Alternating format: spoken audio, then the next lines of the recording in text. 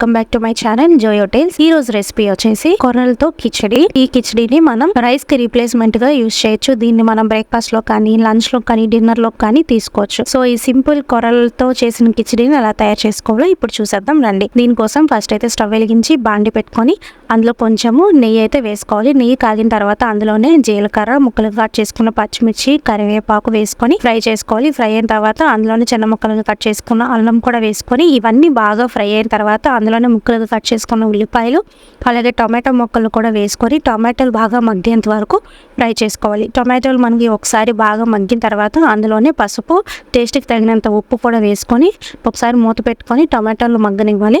So తర్వాత మూత తీసి ఒకసారి కలుపుకొని టొమాటోలు మగ్గిన తర్వాత అందులోనే ముందు రోజు నైట్ నానబెట్టుకున్న పెసరపప్పును అయితే వేసుకోవాలి. పెసరపప్పు వేసుకున్న తర్వాత అందులోనే కొర్రలను అయితే వేసుకోవాలి. కొర్రని 3 to 4 hours ముందు నానబెట్టుకుంటే సరిపోతుంది. సో ఇవన్నీ వేసుకొని ఒకసారి 2 minutes అయితే వీటన్నిటిని బాగా ఫ్రై అవనివ్వాలి. ఫ్రై అయిన తర్వాత ఇప్పుడు వాటర్ క్వాంటిటీ వచ్చేసి 1 కప్పుకి 3 cups వాటర్ అయితే తీసుకోవాలి. అంటే 1 కప్పు మనము పెసరపప్పు కొర్రలు కలిపి తీసుకోవాలి. ఇంకా 3 cups వాటర్ అయితే వేసుకోవాలి. వాటర్ క్వాంటిటీ వచ్చేసి 1:3 అనమాట. ఇంకా వాటర్ వేసుకొని బాగా కలిపేసుకొని మూత పెట్టుకుంటూ ఉడకనివ్వాలి. మధ్యలో ఒకసారి సాల్ట్ చెక్ చేసుకొని ఒకవేళ సాల్ట్ తక్కువైతే మళ్ళీ యాడ్ చేసుకోవాలి. ఇలా మనం కలుపుకుంటూ ఈ కొర్రలు పెసరపప్పు ఉడికి దగ్గర పడేంత వరకు ఉంచుకుంటే మనకి టేస్టీ కొర్రల కిచడి అయితే రెడీ అయిపోతుంది. సో దీని టేస్ట్ చాలా బాగుంది. సో మీరు కూడా తప్పకుండా ట్రై చేయండి.